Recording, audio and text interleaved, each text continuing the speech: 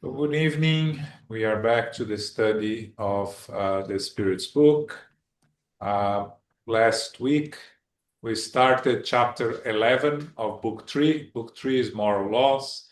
Chapter 11 is law of justice, love, and charity. We did the first two questions. We're going to start reading the first three questions so we can take it from there. Okay? So, Philip, you read for us?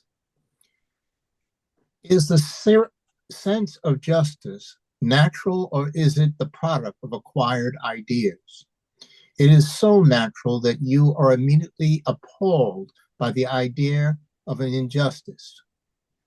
Moral progress definitely inspires this feeling, but it does not create it. God has placed it in the heart of all human beings, and this is why you often find more stringent notions of justice in simple, primitive nations than others that are more educated. Continue. Yes. If justice is a law of nature, why do people understand it so differently? How can the same thing be just to one person yet unjust to another? It is because your passions often mingle with this sentiment and corrupt it, as they do with most natural sentiments, causing you to see things from a false point of view. Next one, please. How should we define justice? Justice is respect for the rights of each and every individual. What determines these rights? Two things: human law and natural law. As human beings have created laws in harmony with their values and character, those laws have established rights that have varied with the progress of enlightenment. Your laws, although still far from perfect, no longer include what were considered rights in the Middle Ages. Those rights, while horrific to you now, appeared fair and natural at the time. Therefore, the rights established by humans are not always compliant with justice. In addition, they only govern certain social relations, while there are an infinite number of actions that are only tried privately by our conscience. Okay, thanks. So last week we talked about the natural justice, right? And the sense of natural justice that we all bring within ourselves, and the proof of that is that all people have their own sense of justice that may be distorted by their own upbringing, by their own beliefs. So we all have, in a way, a distorted sense of justice in some areas of our knowledge. But so that's according to us. But the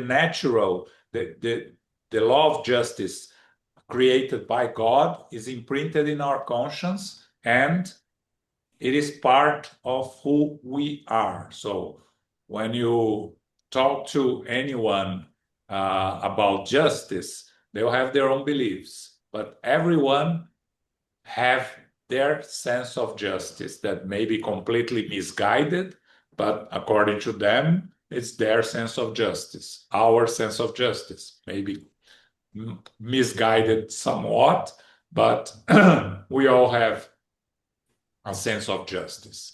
So Kardec asks the spirits, how should we define justice? And the answer is very simple and direct. Justice is respect for the rights of each and every individual. And these rights are determined by natural law, which is perfect and unchangeable, and human law. So, how does natural law practices justice? The law of cause and consequence of action and reaction. We're studying the book Action and Reaction, and we are seeing many cases of action and reaction. Now, when we talk about human law, we just have to look at history of humanity, and we see how our law changes. At the time of Jesus, the Christians were condemned to die in the circus, eaten by animals, and that was the law of the time. If you disagreed with the common law, that was to worship the gods of the Roman times, right? When you go to, as they say here, the Middle Ages, there were different laws. Even when we talk about the Spirit's book, we have in the Gospel, according to Spiritism, there is a passage about duel, right? Duel in the middle of the 19th century was still something legal in most in many countries, and nowadays a lot of these things, these customs and these laws, we see as barbarians. The same way many of the laws we have today will be looked in by the future generations as barbarians, right? And in a small scale, we see the differences between the youth and the old age, right? A lot of their beliefs and their views of the world and of justice are somehow different, right? What old people think that is just according to their upbringing and their beliefs is different from what youth sees as just. Again, natural justice is perfect and is what is going to prevail. But until then, we need human laws because we need discipline. We cannot live without human laws at our stage of evolution. But as the Spirit says here, they only govern certain social relations. Well, there are an infinite number of actions that are only tried privately by our own conscience. I was studying a book by Divaldo Franco and Manuel Filomeno de Miranda this week, and there is a very interesting case of an individual with autism, right? Profound autism, the most serious case of autism. Sorry? I think it's level 3. Yeah, level 3. I don't know how they and when they take him back to the spiritual, during his dream to treat him in the spiritual world, in his previous incarnation, he used to write defamatory letters to people that he didn't like or that he had envy, anonymous letters. So he was never caught. A couple of people that was his victims committed suicide. So he was responsible, but he was never caught because nobody knew whom the letters came from. He was the only one that knew. He went back to the spiritual world. Of course, law of cause and consequence. He ended up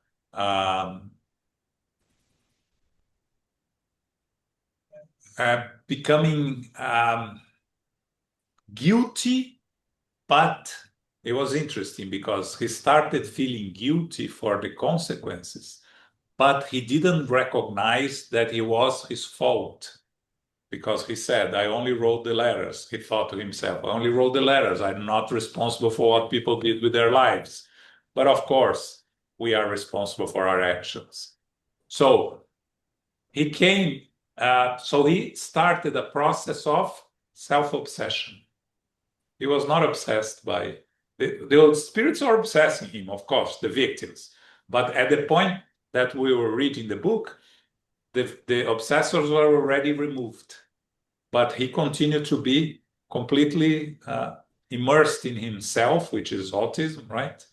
Because of his own guilt conscience and the refusal to recognize his actions, right? So they start with the treatment and everything. So this is a good example of things that escape human law. And we know, of course, crimes that are committed and never the person is never caught and things like that. So, but these are not these are not these are governed by human laws. It's just that people escaped the law.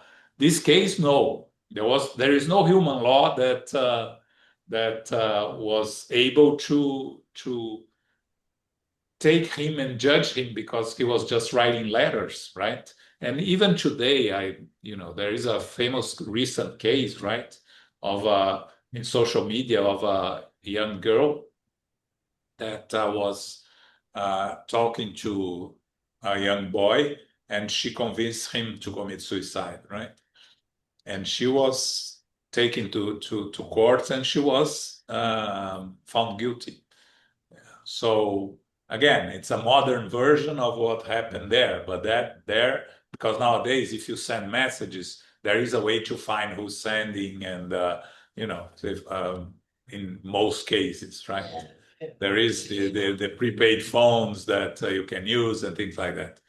But again, going back to it, the natural law, the law of cause and consequence, the action and reaction, is God's law. So we are all going to face the consequence of our actions. And a discussion we have with spirits on Mondays on our mediumship meetings is of that. You have the obsessors or the persecutors that come, and they want to do justice with their own hands because they don't see consequences for those that committed the crimes or that caused the harm to them being punished, right?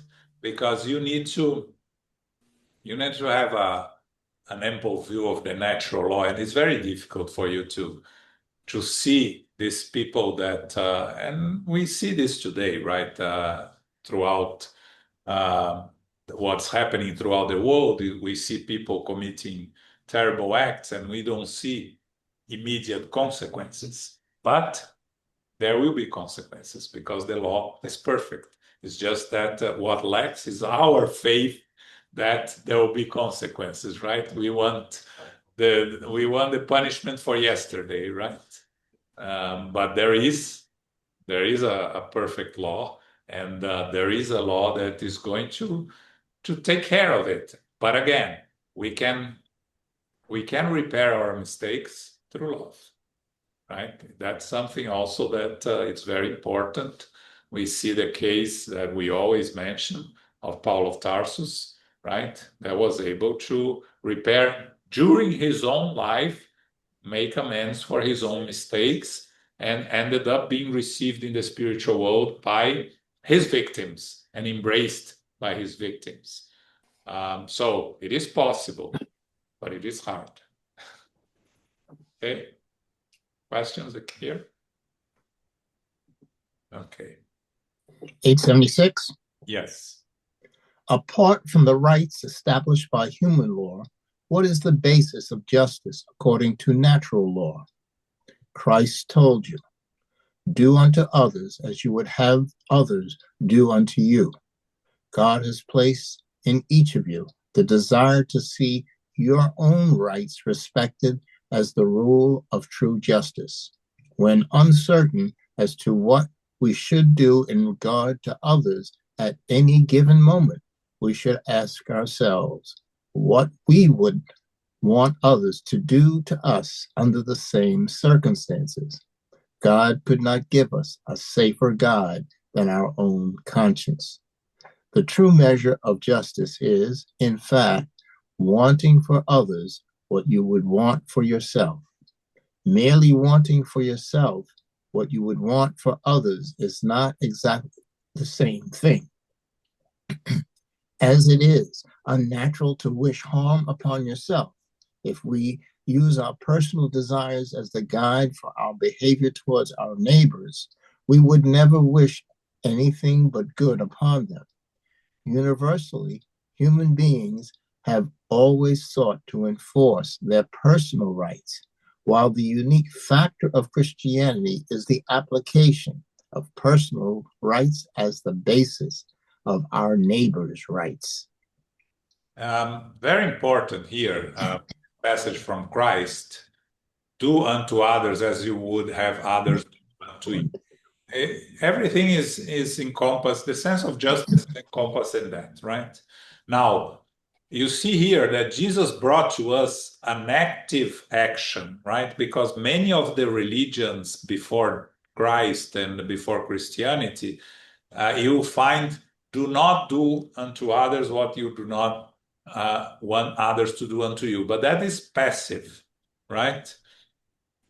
Here, Jesus is telling us to go and do unto others what you would have others do unto you, right? And this is very important because that's the true justice, because we would never want something bad for ourselves. We would never want us to hurt us. So if we do to others what we would like others to do unto us, this is the true justice. Now, what prevents us to do that? Selfish and pride, right? And then when Kardec is talking, merely wanting for yourself what you want for others is not exactly the same thing. And that's very important because I want everybody to have the best car possible. So I'm going to have the best car possible for myself, but others cannot have it. So I don't care about others. I'm caring about myself, and I wish that others could have also. So now, when you want for others what you want for yourself, in the sense of if others cannot have, I also cannot have, it's a fair distribution of things, brings a whole different perspective for this sense of justice according to the natural law. So again, we are far from being able to do that, what Jesus teaches us, right?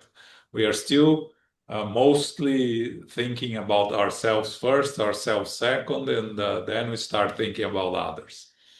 But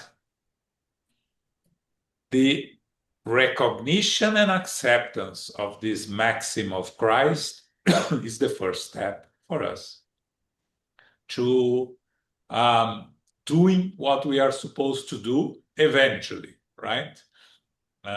We see the example of Mother Teresa, right? The famous case of her when she went there to rescue this old guy that was dying, and she did out of her own love for humanity, right? Can we do that? Not even close, right? We are far from being able to do that. But can we already help others in some way? Yes, we can.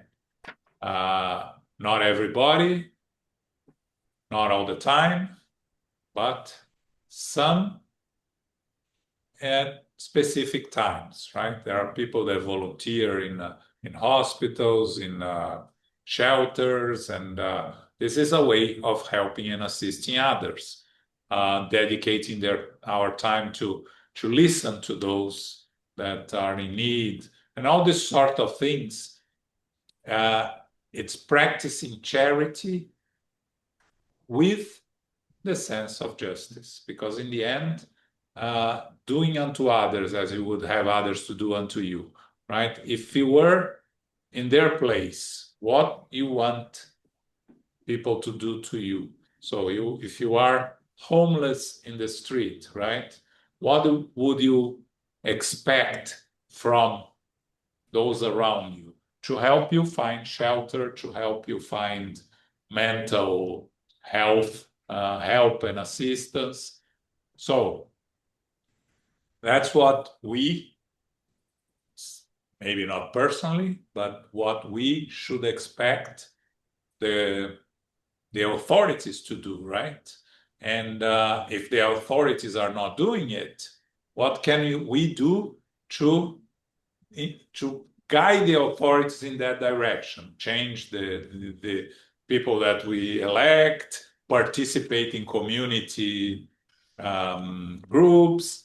So there are things we can do. And again, I'm giving you one example, but people have different interests and can do different things, right?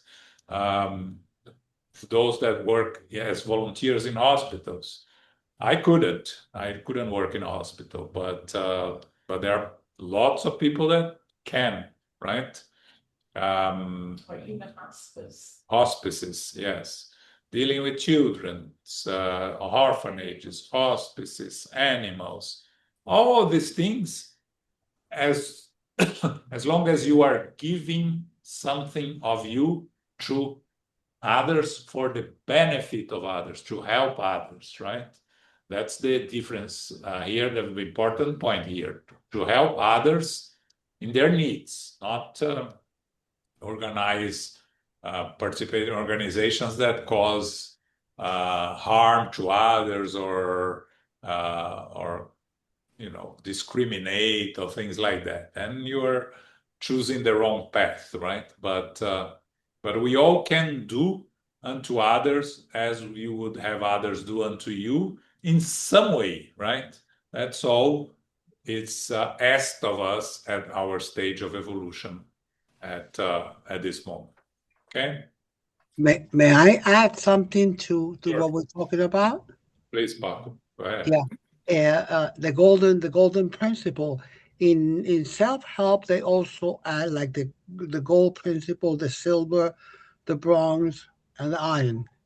Interesting, because in the second principle, is do for yourself what you're willing to do for the other one. That's a good one. And this is how I do. Do not do for another one that which they capable to do for themselves. And Yeah. the last one, do not allow anyone to do for yourself. That's what you're capable to do for yourself. That's interesting. Isn't that interesting, isn't it? Yeah. Also from that first premise. Yeah, but in the AAs, right? Your first obligation is to yourself, right? Because you need to overcome the addiction to be able to function in society, right? But we think that, but we think that in order for me to keep what I got, I have to give it away.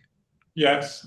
And that's how you become sponsor of others and all these things, right? That's how you stay sober. Yes. By giving it away. But in that case, your first obligation is to get well yourself, because definitely. Otherwise you become a burden. If you do not love yourself, you cannot love anybody. Yes, exactly. Yeah. That's my point. Yeah. Thanks, Pat.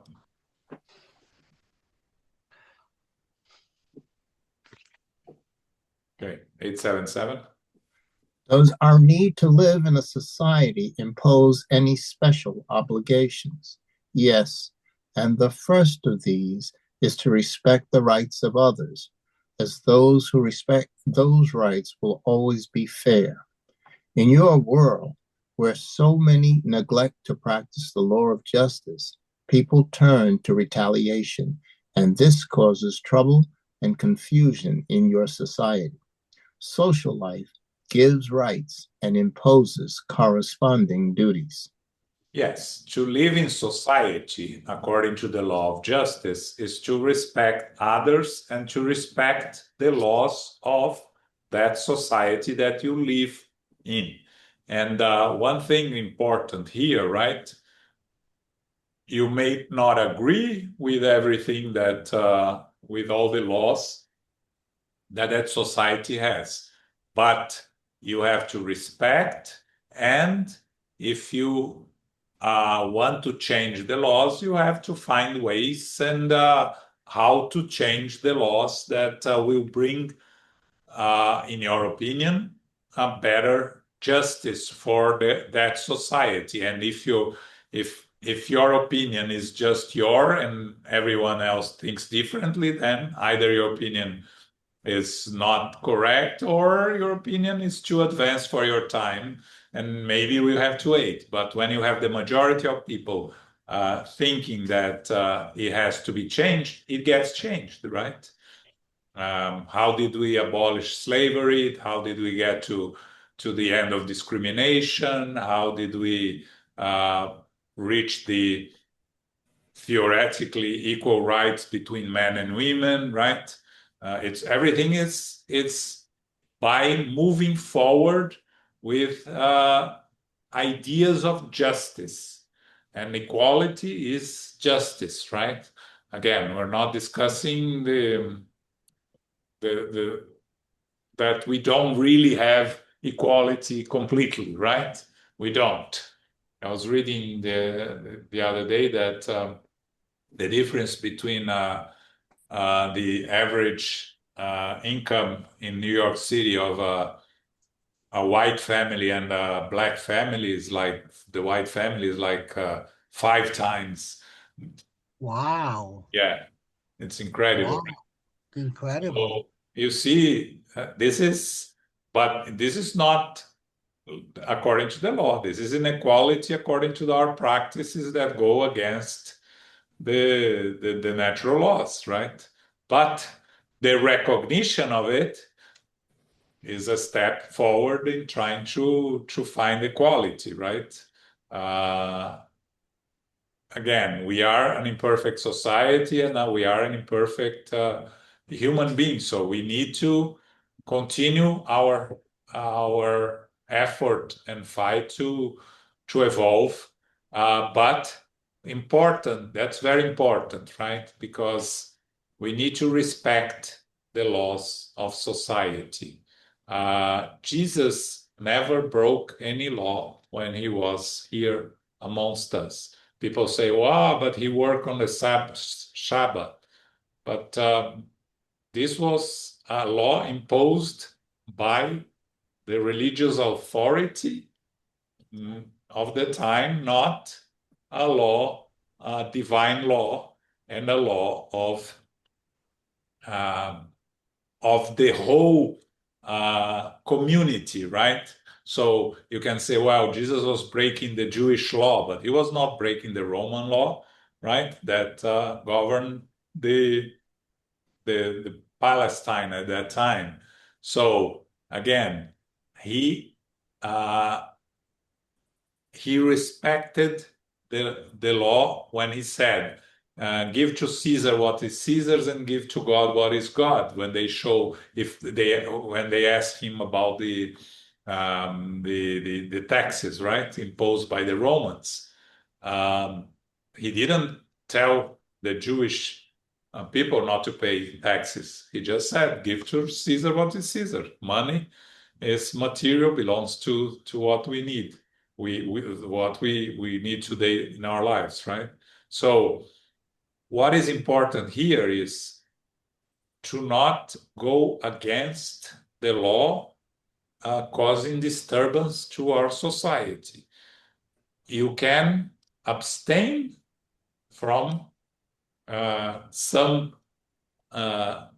laws that you find unjust or that you do not want to follow, but you don't break the law, right? So when you talk about let's say the death penalty, that it's here, it's legal in many states, right? How do you deal if you are called to a jury to be a juror in a case that involves the death penalty? You can, before when they are choosing the jurors, you can say, I'm against death penalty. I'm never going to condemn if it can result in a death penalty, right? But you are not disturbing the trial. You are just trying to remove yourself from the trial. You can actively fight against the death penalty in this case. So it is in that sense that we have to find the right balance between our own beliefs and respecting the laws of society according to the times that we live, right? So at the time of slaves, there were many that did not agree didn't have slaves, right? Many had slaves because they thought it was just natural. Again, each time has their own laws and their own regulations but it's our responsibility to find our own, to follow our own beliefs and our own choices. Okay. In this case, some had the slaves, but didn't kind of cause any harm, physically harm to them. So they had slaves because everybody had slaves at that time. But they did not cause the harm that some others, the punishment, physical punishment that some caused. Yeah. So Again, you could see everything. You could see everything, but again, it's difficult for us to judge something from 200 years ago. You know, it's easy for us to say, "Oh, that's absurd," but we were not living there, right? Well, maybe we were, but we don't remember, right? So it's challenging, but again, we are imperfect spirits, so we are going to make mistakes still. What we have to is learn from our mistakes, right? Okay, next. 878. Yeah. Is it possible for human beings to be deluded with respect to the boundaries of their rights? How do they know their true limits? They can know their own limits by matching them to the limits of the rights that they recognize for others undergoing similar circumstances, and vice versa. If individuals attribute the rights of others to themselves, what happens to subordination beneath superiors? Would this not result in complete anarchy of all power? Natural rights are the same for everyone, from the smallest to the greatest. God has not sculpted some human beings from a better quality clay than others, and all are equal before God. These rights are eternal, while societal rights die with its institutions. Furthermore, people distinctly know their strength or weakness and will always be conscious of feeling a sort of deference to those individuals whose wisdom or virtue deserve respect. This is important so that those who think that they are superior know what duties give them a right to be admired. There will be no deference when authority is only granted to superior wisdom. Okay, there are two parts here. The first question from Kardec is possible for human beings to be deluded with respect to the boundaries of their rights. Again, we just have to think, if we are in doubt, we just have to think of others, right? If the next person have that right that I want for myself, am I going to be in peace with my conscience? What are the limits, right? We look at others undergoing similar circumstances and look at ourselves and compare it, right? Balance. It's important to find balance. Again, it's difficult because we tend to be selfish. We tend to think of us before. But ideally and theoretically is when we look at the others' rights and we compare to our right? So when we are thinking of when we are thinking about work, for instance, that we do the same work as some other, and the other, it's a little better than us and gets promoted. Do you think do we agree that it's right or not? Right? It's a challenge because we always think that we are better than others normally, or we have difficulty in finding others. So that brings us to the next question, right? What happens to if we are all the same? What happens to subordination beneath superiors? We just have to think, if we think about evolved spirits, right? If an evolved spirit comes and gives us a message, or an evolved individual we look at an evolved individual, and we follow their teachings, we follow their example, we consider them superior to us naturally. We have no problem in doing that, right? We look at the spirits that bring here Emmanuel, Joana de Angelis, or even the mediums that brought the communications, like Chico, Divaldo. We have no problem in recognizing their moral superiority over us. So, if we can do that, we have to bring it to our material life by living in society and respecting. So, again, we go back to all the time to work, right? We have our bosses. They may not be competent. They may be worse than us. Then many times that's what we think. But there is a reason. We are there for a reason. We need to understand, to learn humility. We need to learn acceptance and patience and the ability to change when we can. Because, again, merit is recognized. Maybe not immediately, maybe not in that specific place that we are, but merit is always recognized if it is there, right? The problem is that we want recognition yesterday, and we think we deserve everything yesterday. And as you said, patience, right? We lack patience, we lack humility. So when we think about more evolved spirits, we have no problem in recognizing their superiority, in accepting their superiority, respecting them. So why can't we do here in society, right? Because we still need to learn a little bit more, right? That's the challenge.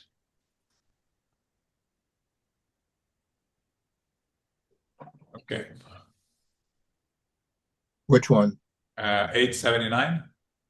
What would be the character of those who practice justice in all its purity? That of true justice, following the example of Jesus, because they would love their neighbor and practice charity. Without these virtues, there can be no real justice. The famous phrase, right? What would Jesus do? Right? That people talk a lot out there. That we sometimes we use it as people use as a kind of joke, but in reality, Jesus is the perfect example for us here. He's the governor of the planet. He's responsible for bringing all these teachings. He gave the example. His life was a life of practicing charity and justice at all times. So we have the example, we have the model, we don't have the capacity, right? Yet. We need to acquire this capacity. And until we acquire, there will be no real justice, right? We won't be able to practice justice in all its purity because we are not pure spirits.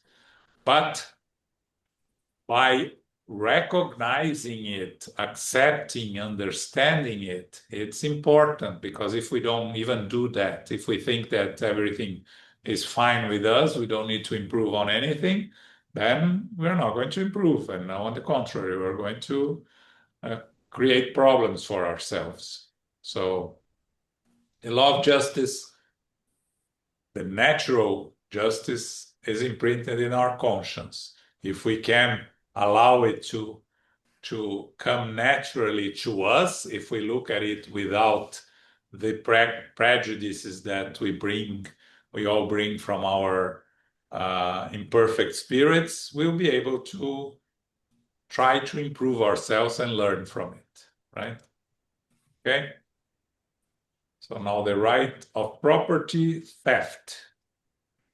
880. What is the first natural right of human beings? The right to live. Therefore, no one has the right to take the life of another or do anything that may compromise that individual's existence. It sounds very simple, but it is very serious and very profound, right?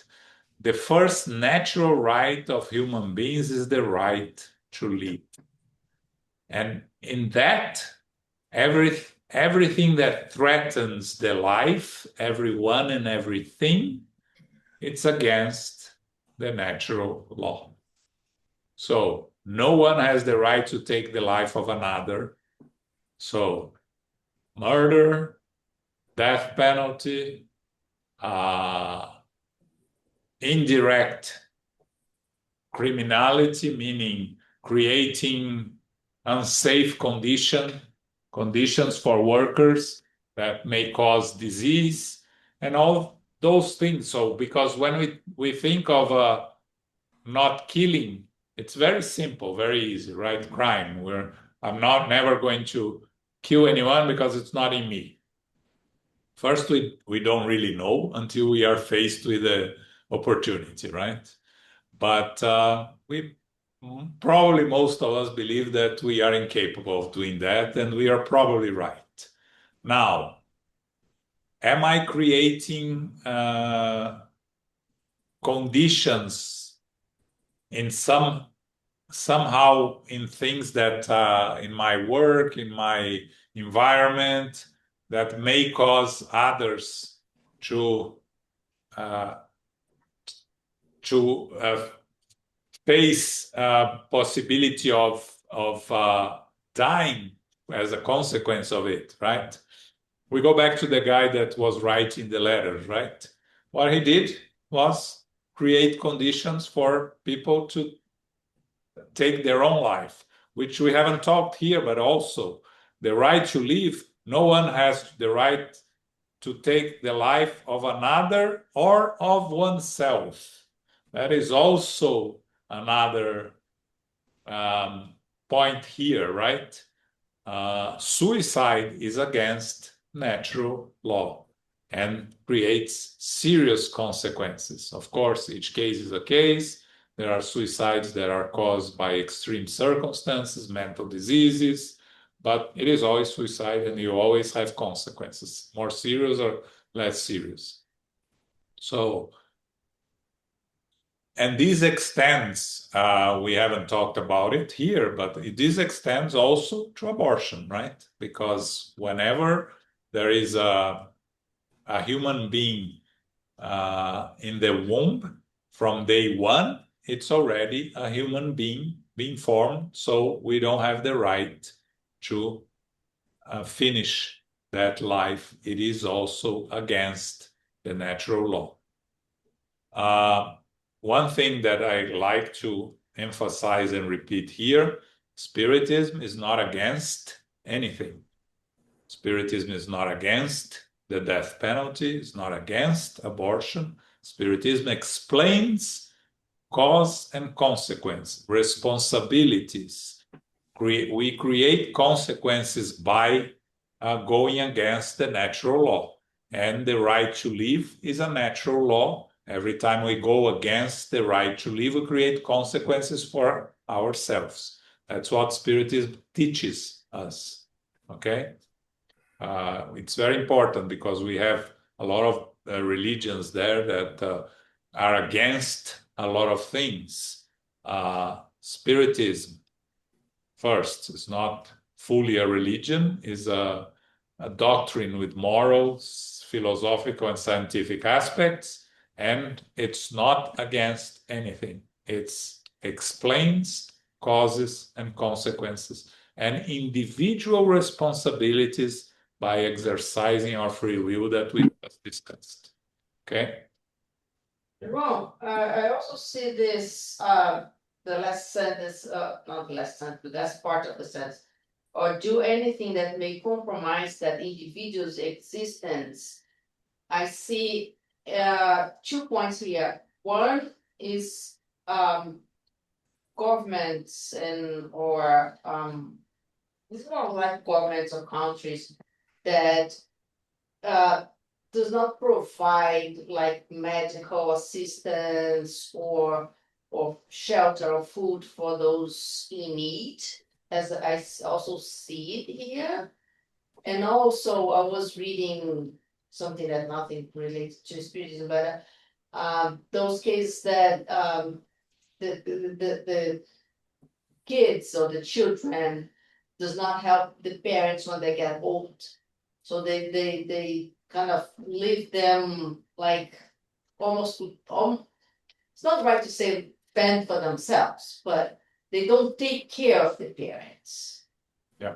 So I see those two This, things this all included in here. This all fall here, right? Anything that may compromise the individual's existence, right?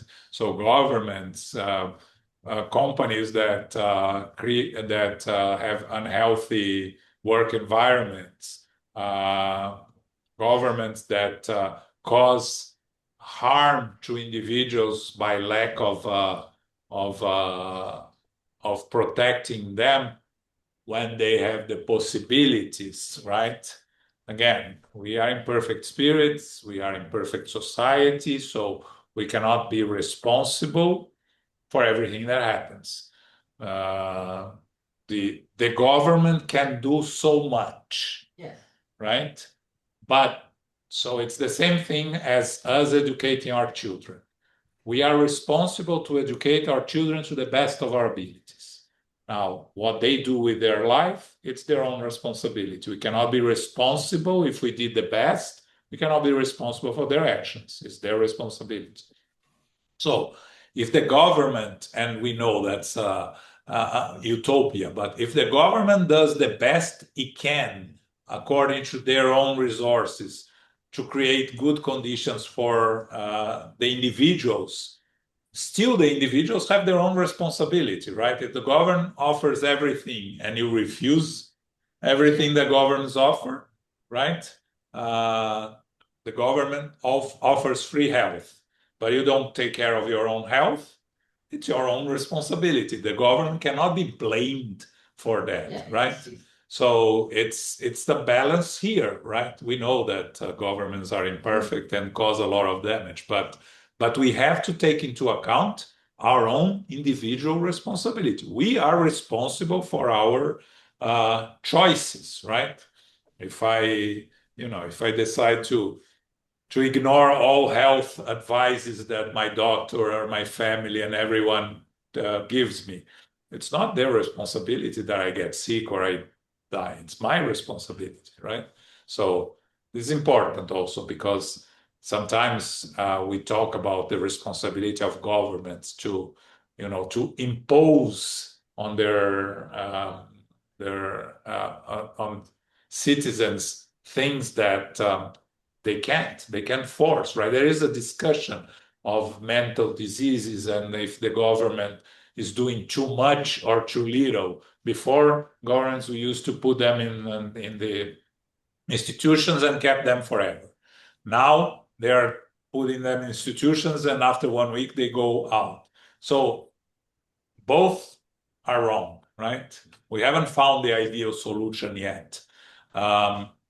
Governments are responsible, but we still have not found a good way to deal with it, right? But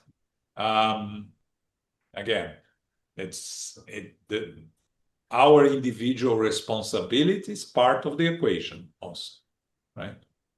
I like to make a comment because I think I look at myself and I'm kind of lax when it comes to abortion and when it comes to suicide. Let me explain why. When it comes to abortion, I look at it as some kind of animosity between the entities that have not been resolved and they're still in that process. Yes. That's how I look at it, and then eventually I said, well, eventually they will resolve those issues. Both spirits, the one to be born and the one that's carrying the baby. That's how I look at it. In terms of suicide, I look at it because natural law is self-preservation. Yes. Okay. We tend to self-preserve.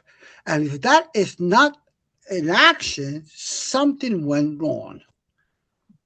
There's some kind of lax. I'm not very judgmental. I just kind of say let it be. Hopefully, everything gets resolved in some subsequent life. That's how I look at it. I hope everything gets resolved in a subsequent lifetime. Everything will get resolved eventually, right? All this That's how I look at it in terms of law is of progress. But when we are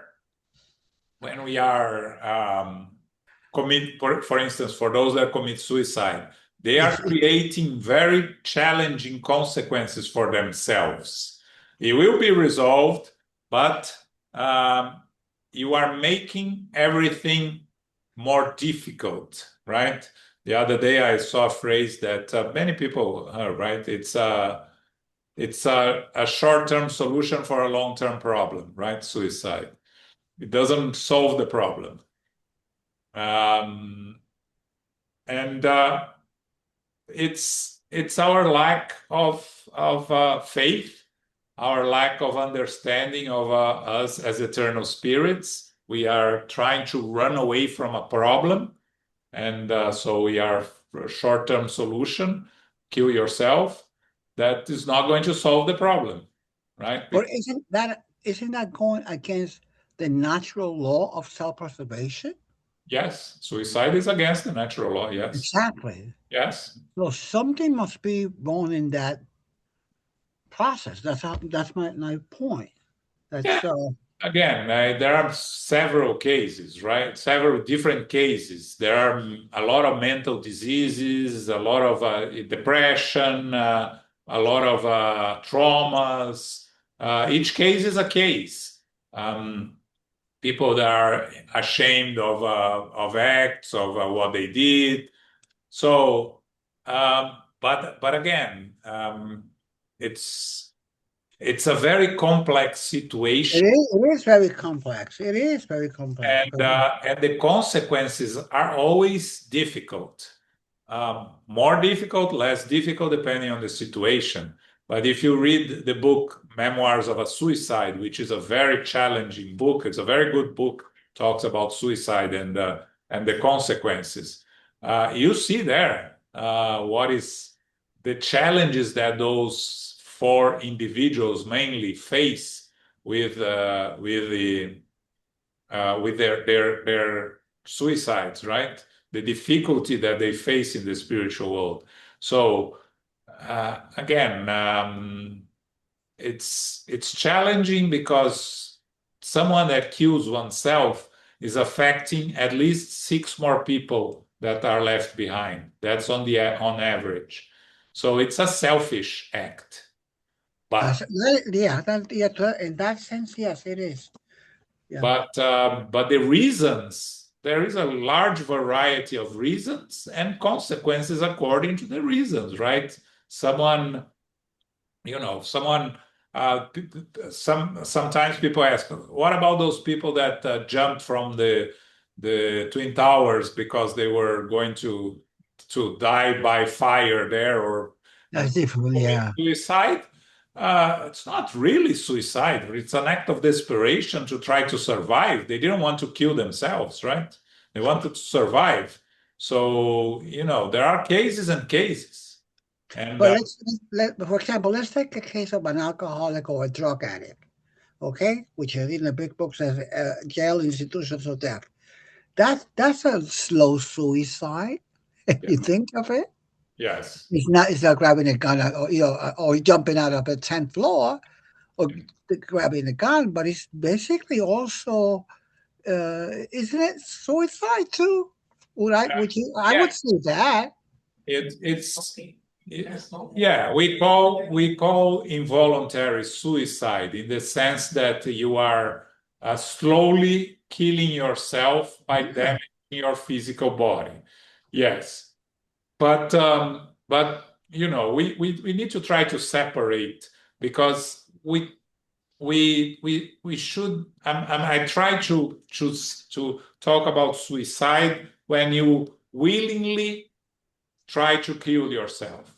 Voluntary, willful. Yes, people that smoke, people that drink, they don't want to kill themselves. They are just falling victim of addictions and things like that. But it's not a suicide in the sense that they don't want to kill themselves, with exceptions. There are the people that drink to death and people that do other things that they know they are going to Compare willfully to do it, yes. I understand it. But we're talking about, let's say, for instance, people that smoke. We know that smoking kills, but there are people that are addicted that smoke, knows that it kills, but they don't want to kill themselves. They're just victims of their addictions. So this André Luiz was called suicide, right in the beginning of Nosso Lar when he's in the lower zones. And he doesn't understand and accept. He said, I didn't kill myself. He died of cancer. So he ended up learning that they accused him of suicide because of his. I remember that. Yeah.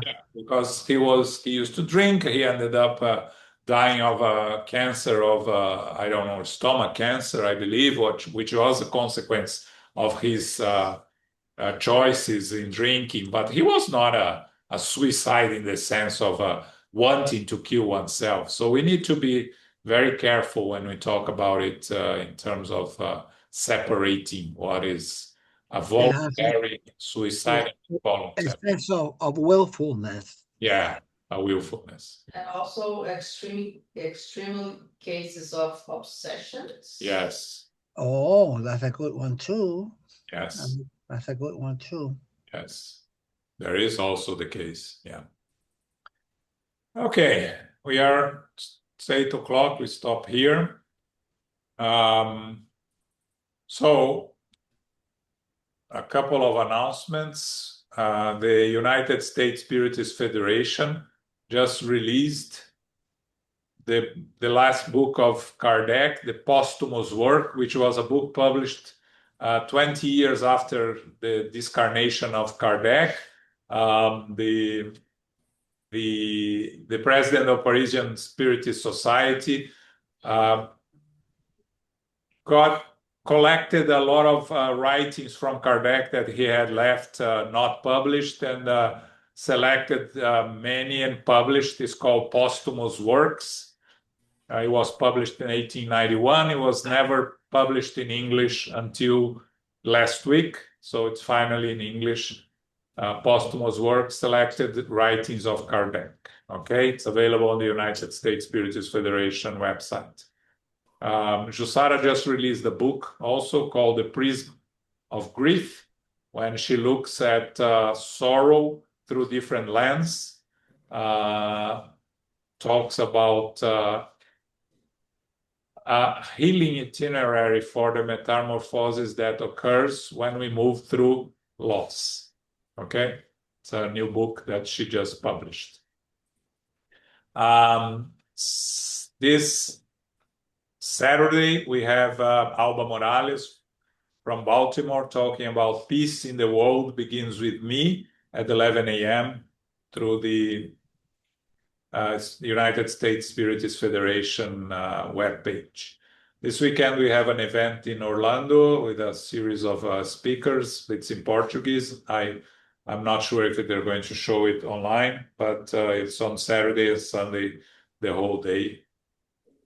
And on Sunday, we are going to study the Gospel according to Spiritism. We are going to start on chapter 1. Elmo did the presentation of the book, then he did the introduction of the book, and now we're going to start on chapter 1. Book club next week, chapter 11, Ardous Ascension by Victor Hugo and Divaldo Franco. Okay? Carol, can you do our final prayer? Yes, thank you so much, John. Thanks for hosting for us this evening. And Philip, thank you for reading for us. We appreciate it. And thank you, everyone, for being here and participating. Infinite Creator and Supreme Intelligence, we give thanks to be together for our studies of the Spirit's Book, Chapter 11, Natural Rights and Justice, and the Right of Property/Theft. Justice is a natural law which respects the rights of all individuals. Human rights are not perfect and may be distorted by individuals and humanity, which of course varies from former times. Natural justice is perfect and will prevail eventually through cause and consequence. May we use our own conscience and the golden rule when we are in doubt as to how to proceed.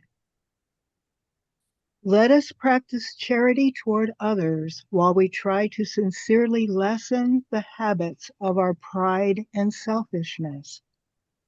Let us continue our efforts in society as well. We need to follow the laws within society, but remember we are all equal before God. No one has the right to take the life of another or oneself by suicide, which is against the natural law. We are responsible for our actions and choices each and every day. We give thanks to the spiritual benefactors and the good spirits for guiding and inspiring us this evening.